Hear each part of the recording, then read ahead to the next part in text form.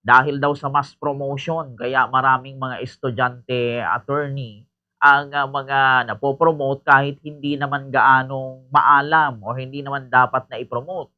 Ngayon, attorney, pag-usapan muna natin, paano po ba, attorney, gini-gradean or binibigyan ng grado ang mga mag-aaral?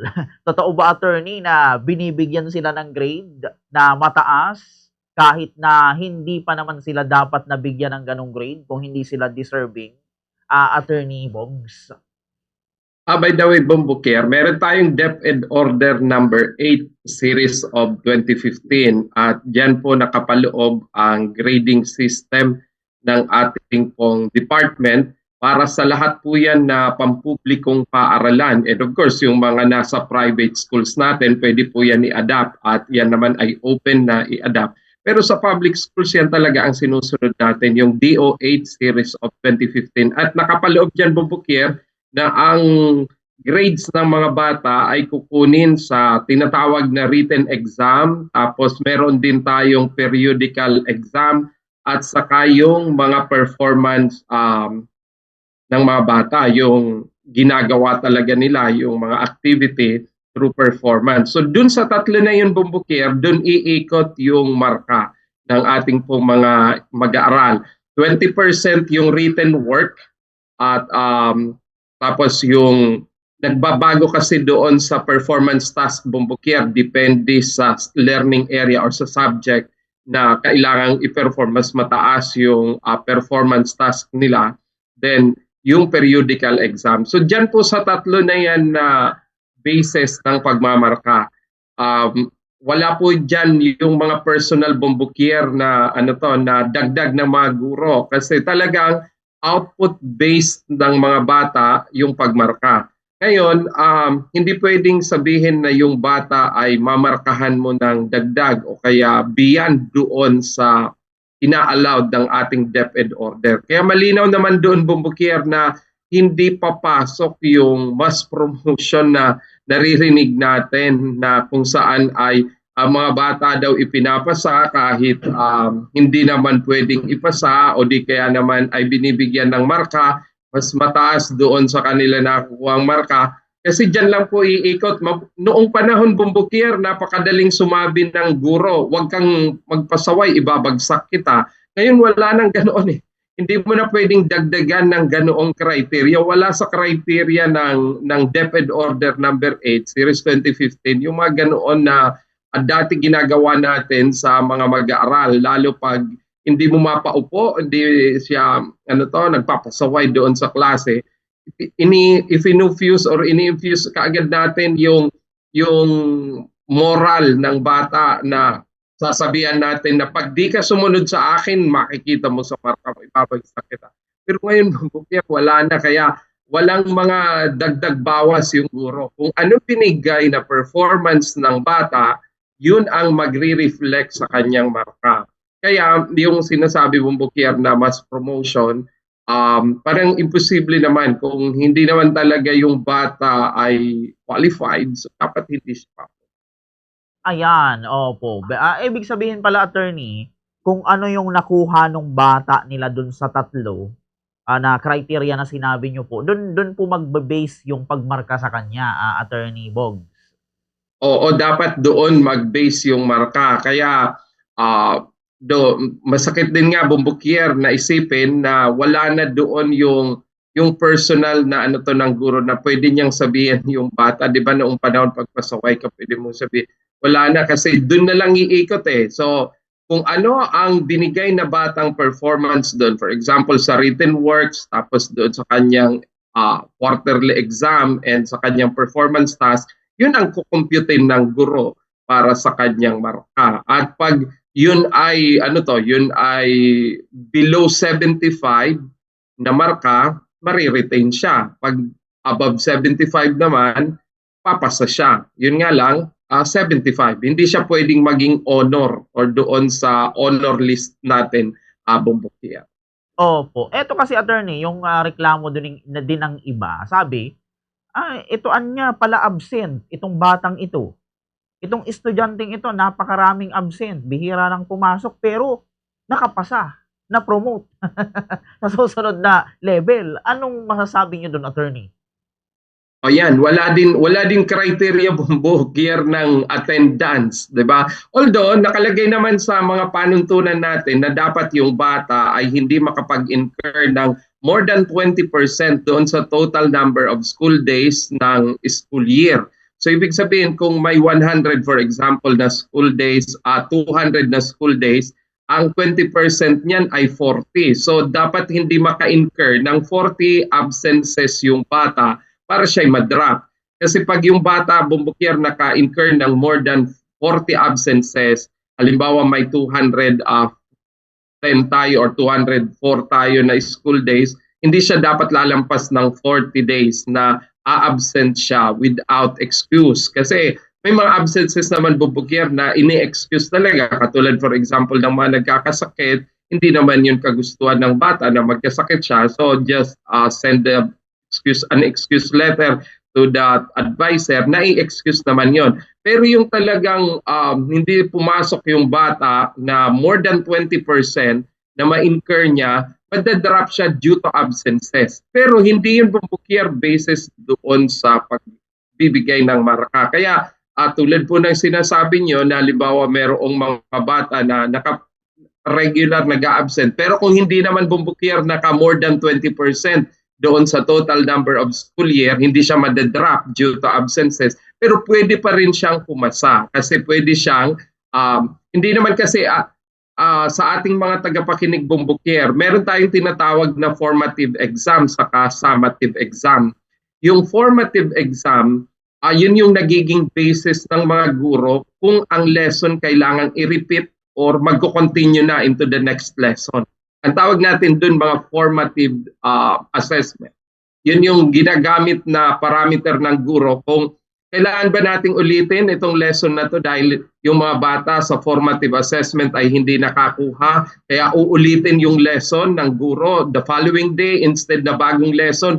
Magre-repeat ng lesson kasi karamihan sa mga bata during the formative assessment ay hindi pa na-master yung competency.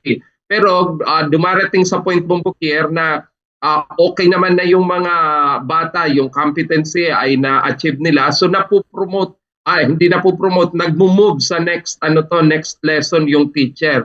Now, ang inire-record at nagiging basis ng marka bumbukyer, yung tinatawag na summative test or summative assessment. Yun yung nagiging basis ng computation ng marka. Hindi yung formative, hindi yung daily na kung saan pagka-lesson ng teacher nagtatanong kung ano yung mga natutunan ng bata sa pamamagitan ng 5-item quiz. Hindi naman yun nagfo-form part ng record ng basis ng marka bumbukyer. Kaya sana napapaliwanag to talaga bumbukyer during PTA meeting dahil kahit halimbawa yung bata umabsent ng Monday, Tuesday, Wednesday, pumasok ng Thursday, weekly test nung Friday. And during the weekly test, nakakuha ng mataas yung bata, i-record yun doon sa marka. Hindi siya katulad bumbukyer nung mga quiz ng afternoon teacher magturo, magbibigay ng 5-item quiz. Hindi yun nagiging basis ng marka. Usually, ang nagiging basis yung tinatawag nating mga summative, yung long quiz, yung weekly test, yung monthly test. Yun yung nagiging basis ng marka ng mga bata yung pagdating na doon sa summative assessment. Kaya kahit minsan bumbukyer umabsent yung bata, kung nag-aral siya na bago nagbigay ng exam, usually naman ang mga guro nagsasabi that I will give you an exam on, o mayroon naman naka-schedule at yung bata nag-aral kahit siya umabsent prior to the exam. Kung nakakuha siya ng mataas doon bumbukyer, maire-record yun at magpo-form part ng kanyang test result at pwede maging basis ng pag-compute ng marka niya. Kaya maraming paraan naman bumbukyer talaga kung paano ina-assess yung mga bata ng ating mga guro, and alam naman natin na the best to understand kung talagang yung bata ay karapat-dapat na ipasa ay ang mga guro pa din natin. Kaya sana sa ating mga guro, hindi talaga natin ina-apply bumbukyer yung mass promotion for the sake na ma-promote lang yung bata. Kundi pinopromote natin talaga yung bata because they deserve to be promoted based on their performance. Alright, opo. Eto pa attorney, speaking of absent pa rin, paano attorney kung halimbawa maraming absent? Hindi naman sa nag-40 absent, halimbawa 20 absent yung bata o yung estudyante. Tapos siyempre 'pag absent ka kasi attorney 'di ba parang marami kang mami-miss na lesson, may mami-miss ka na quizzes, may mami-miss ka na exam. Parang apektado din, eh, kapagka nag-absent ka. Tapos puwedeng hindi mo ma-perfect, puwedeng hindi ka makakuha ng mataas na exam, puwedeng hindi ka makakuha ng mataas na, resulta sa recitation or kung saan pa man na learning area na puwedeng gradean. Yun ba attorney, puwede pa bang ipasa yun, Attorney Boggs? Ayan, sa ano kasi Bumbukier, sa interaction ng guro at saka ng estudyante, yung minsan pag uma-absent yung bata na may reason, binibigyan din yun ng chance Bumbukier eh. Binibigyan yun ng mga parang mga assessment other than doon sa regular. Kasi kung minsan, kung halimbawa nagkasakit yung bata, instead na gawing parusa sa kanya yung pagkakasakit niya, like yung sinasabi niyo na hindi siya nakapag-recite, hindi siya nakapag-quiz, at iba pang mga activity doon sa paaralan, instead of looking at that na paparusahan pa natin yung bata dahil nagkasakit, hindi nakapasok, instead na gagawin natin yon, binibigyan pa yun Bumbukier ng pagkakataon, yung mga tinatawag natin na mga additional na gawain na sa kanya ibibigay instead na para doon sa kalahatan, doon mismo sa particular na bata na yon. Kaya ang iba kasi Bumbukier na nagiging negative yung ganoon na akala nila dahil hindi naman talaga pwede pa pagkasyahin niya, para kakasya at para ma-promote lang. Actually, binibigyan talaga ng pagkakataon ng teacher. Sabi nga ni Kayan Bumbukier, gabos na medios na pwedeng magibon niya para yung bata matuto up to lowering, for example, yung mga yung mga ipapagawa ng guro para maka-cope up yung bata, pinapagawa talaga natin. So, hindi naman yun, walang mali doon Bumbukier na kung saan ay binibigyan natin ng special na gawain yung bata, lalo kung may valid reason naman kung bakit siya hindi nakapasok. Kasi ayaw naman natin na nagkasakitan niya yung bata tapos sabi natin, parang naparusahan pa siya dahil nagkasakit, hindi na natin binagyan ng chance. Binibigyan pa actually Bumbukier ng chance, like special task to do, special exam to be answered para yung bata ay makakope sa lesson. Kaya siguro nagiging minsan negative na, ay pre-note kahit anya pala absent, di nila alam na nag-undergo pa ng mga additional na activity yung bata para maipasa niya yung particular na learning area.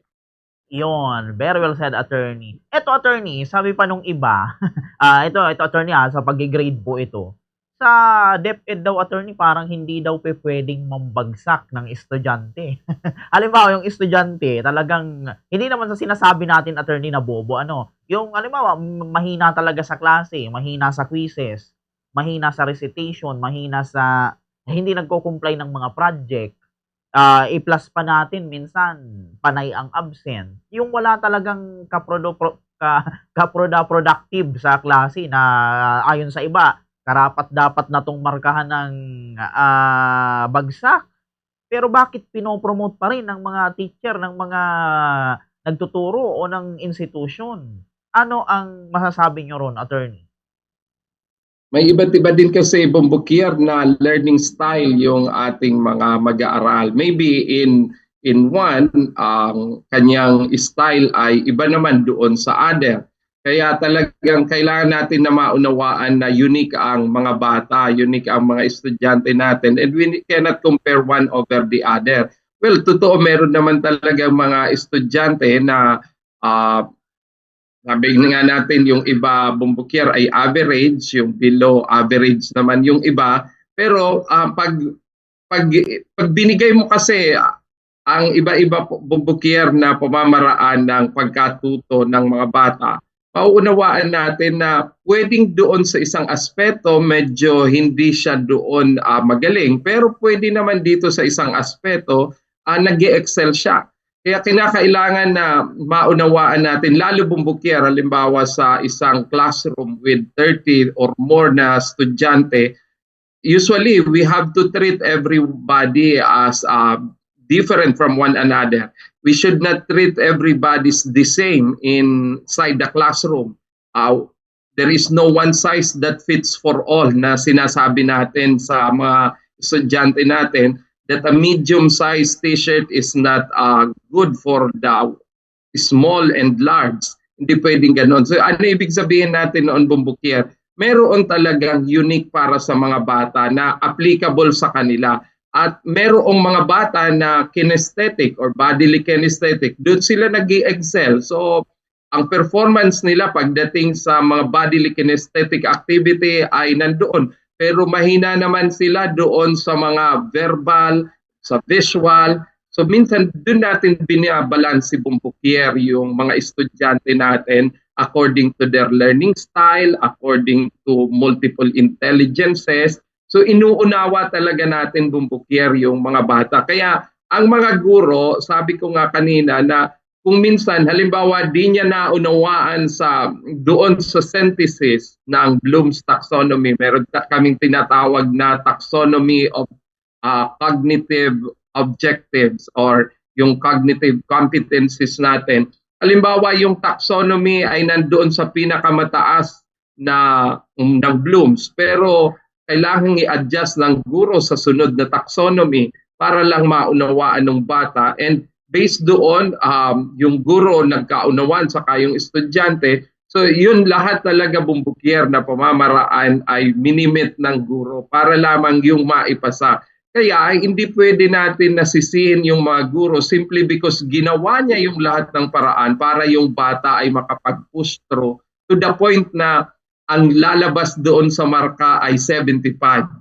Sasabihin ng iba 75, pasang-awaan niya yan. Malamang niya yan, bagsak na yan, ipinasang-awa lang doon sa ano to. Kung doon naman talaga bumagsak yung computation at 75. So talagang ipupush ko yan na pumasa, Bumbukier, dahil yun yung ating criteria at yun yung ating pamantayan. Maybe kung talagang nanaisin, kinakailangan natin na magpalabas ng panibagong criteria o pamantayan kung paano ang pagmamarka ng ating mga Kami naman kasi, Bumbukier, sa baba, lalo tayo sa division office, ay more on implementation lang tayo ng mga polisiya na nanggagaling sa central office or doon sa sa DepEd Manila. Doon lang kami umaasa ng ibababa nila. Doon nagkakaroon naman ng mga consultation ng ating mga pulisiyang ipinapalabas. Pero definitely dito kasi, Bumbukier, sa baba, sa division office is on the implementation side lang kami. Kaya pag sinabi na ganoon ang implementation, 75 pass, kahit pa yan minsan sabi natin, bumagsak lang sa 75, pasang-awa, we have to pass it. Opo, iyon. So, ibig sabihin pala, attorney, talagang hindi pwedeng mambagsak yung mga teacher dito po sa DepEd. Hindi mo pwede, attorney, markahan ng halimbawa 70, 66 yung mga bata. Tama, attorney? Hindi, kung talagang kahit ibinaba na, for example, Bumbukier, yung sa Bloom's taxonomy, halimbawa doon tayo sa Bloom's taxonomy, binaba niya, halimbawa from comprehension, ginawa niya lang knowledge. Kahit nag-knowledge na hindi pa rin nakuha ng bata, yun talaga. Wala tayong magagawa na doon. Bagsak. Opo. Pag ganun, attorney, ano ang mangyayari doon? Iaano pa rin siya, attorney, sa next level or pauulitin, attorney? Ang nakalagay sa ating policy, Bumbukier, kapag dalawa ang binagsak niya na learning area, meron pang tinatawag na remediation ng dalawang subject, Bumbukier, ang hindi niya naipasa, nagkakaroon ng remediation period pa yan. So pwede yung bata mag-summer class doon sa dalawang subject na kanyang na-failed. Pero pag mahigit tatlo o mahigit pa, Bumbukier, ang mga learning areas na hindi niya naipasa, kailangan niya talagang ulitin yung grade na yon. So, kapag dalawa lang, dalawa lang, mapupromote pa rin siya. Pero yung dalawa, kailangan niya na i-remedial in the depende sa kung paano pinoprogram ng mga school during a school day, first month or hanggang first quarter. Yung iba naman ay summer ini-schedule yan. Pero kapag tatlo ang failure niya, kailangan niya talagang mag-ulit doon sa grade level na yun. So ibig sabihin pala, attorney, hindi totoo na parang ano, hindi totoo na ipino-promote talaga ng mga teacher o ng institution po natin ang bata kung hindi naman talaga siya karapat-dapat na i-promote. Kasi sabi niyo nga, attorney, pagka yung bata bumagsak talaga sa tatlong yung sinabi niyo po, pauulitin siya, Attorney Yes. Bogs. Totoo yan, Bobokier. So talagang wala naman talagang sinasabing mass promotion. Nagkakaroon lang siguro tayo ng maling pagkakaunawa ng lahat ng ginawa ng guro para maunawaan ng bata. Pero yun talagang sinasabi natin na mass promotion for the sake na walang batang maiiwan, wala naman po talagang ganoon, Bobokier. Meron pa rin talagang panuntunan na sinusunod ang ating pong mga teacher, how to compute the grades, how to give honor to students, meron talagang panuntunan. Alright. Eto, sabi kasi, attorney, nung iba, diyan pa rin, attorney, sa pag-grade, dapat kasi anya, kung ilan yung nakuha ng bata, kung ilan yung nakuha ng estudyante, yun lang. Kung ang nakuha ng estudyante 66, dapat yan na yung kanyang grades. Yung iba daw kasi, attorney, kahit bagsak na, ang ginagawa daw ng teacher, ginagawan pa ng paraan para maging 75, para maging 76, para ma-promote talaga. Ano ang inyong masasabi doon, attorney? Actually, meron kasi talagang tinatawag kong Bokier na transmutation. Kaya ang transmutation, I do not know kung napakinggan mo na yung report ng in charge ng EDCOM 2, na meron talagang transmutation ang DepEd, that when you, for example, get a grade of 60, ang babagsakan nun ay 75. So in reality, ang nakomputan sa kanya ay 60, pero ang magre-reflect sa marka niya ay 75.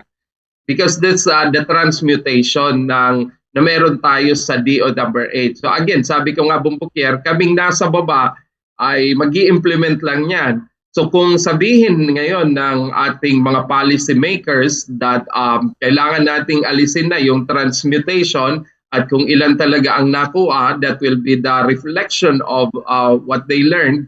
So siguro mag-a-adjust din tayo sa mga susunod na mga araw. Pero sa kasalukuyan kasi ganoon, Bumbukier, meron tayong sinusundan na transmutation table para doon sa mga marka ng mga bata.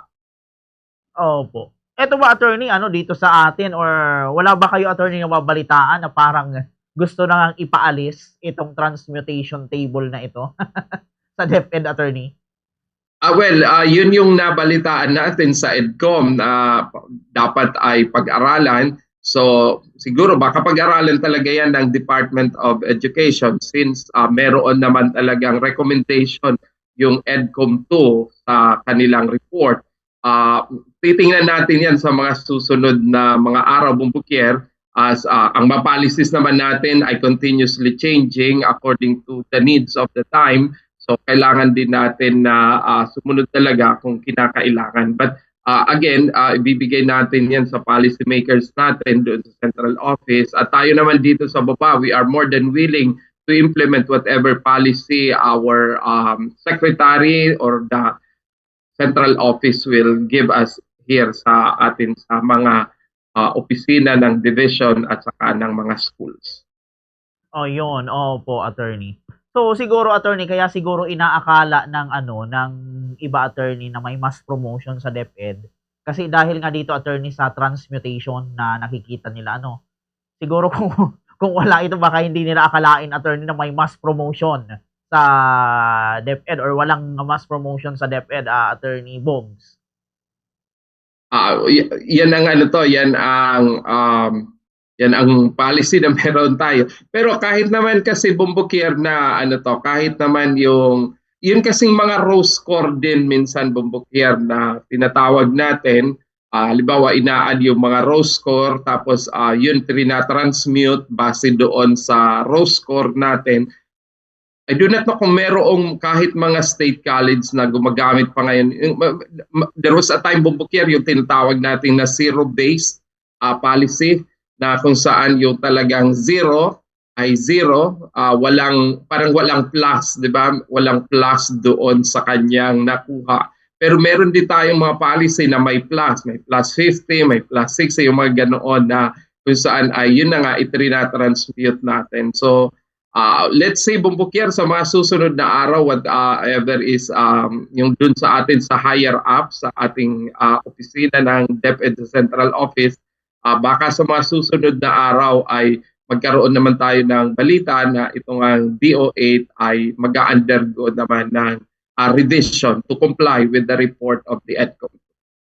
Alright, yun. Ito, attorney, mga remaining question na lang, attorney, ano po. Dito, attorney, sa nangyayaring crisis na ito sa education, sa part ng mga student, na sabi nung iba, nakukulangan sa pagkatuto ng mga estudyante. Sa inyong palagay, attorney, sino ba ang dapat na sisihin or may pananagutan kung bakit nangyayari itong crisis na ito sa edukasyon, attorney Bongs? Actually, Bubukir, marami din kasi tayong factors na tinitingnan patungkol sa nangyayaring resulta ng ating pong mga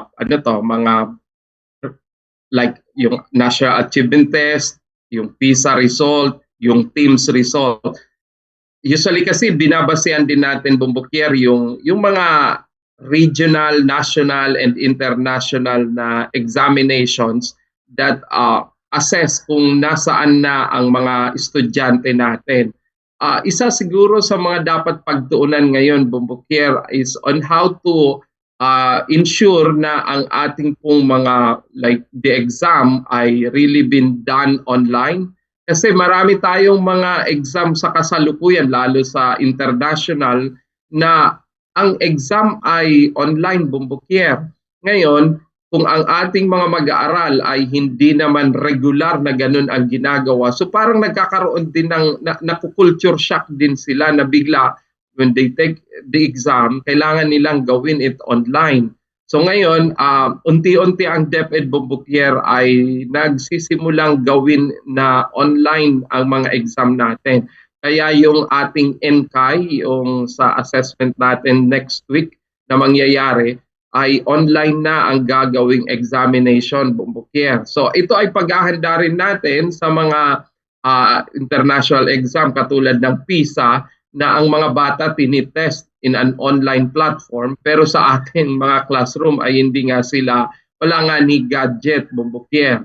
Plus of course yung signal, mga malalayong lugar natin, coastal, mga mountainous areas, less or seldom to none ang signal nila sa connection nila sa internet. So siguro ang mga ito kailangan na pagtuunan din ng pansin kasi mga factors ito that affect also the performance ng ating mga estudyante, which is beyond the control also, Bumbukier, ng department dahil alam naman natin ang Department of Education hindi naman talaga nagki-cater sa sa DIC, sa ICT, sa internet connectivity.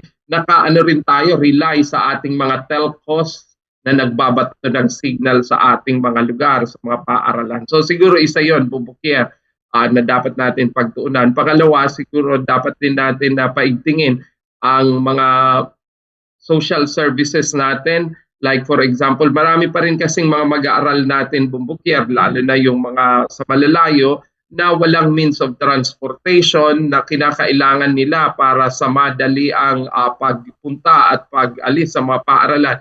Isa rin kasi yun sa maaaring tingnan natin, Bumbukier, na nakaka-apekto lalo kung ang mga bata pupunta ng school, maglalakad 2 to 3 hours. So darating yan sa, sabi ni kaya, rutoy na, Bumbukier, pagod na, darating sa eskwelahan. So baka pagdating dun sa lesson ay mahirap na rin maipaunawa kasi nga pagod na yung bata. And aside from doon sa transport, sa pagkain din, minsan papasok, kulang yung pagkain ng mga bata o kumain lang ng kamote, along the way baka na expel na yon, naging gas na sa pagdaan nila sa 2 oras na lakaran. So siguro ito ay mga kailangan nating paigtingin itong mga social and economic services para sa ating pong mga mag-aaral. Kasi kahit minsan ay gusto din natin talaga na ituro sa kanila, pag gutom, hindi rin talaga ma-accommodate bumbukyar yung pagkatuto. So siguro maraming mga factors na dapat natin na tingnan, and of course ngayon na marami na rin sa ating mga magulang ay mga working parents, at dapat din natin na i-consider yon na marami din tayong mga magulang na dahil working,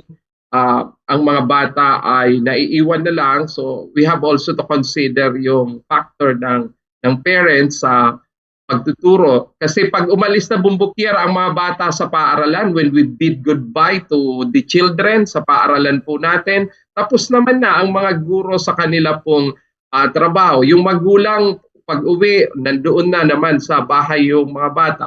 Ilang oras lang nag-i-stay ang mga bata sa mga paaralan bumbukyar. So maraming factors na pwedeng tingnan natin dyan.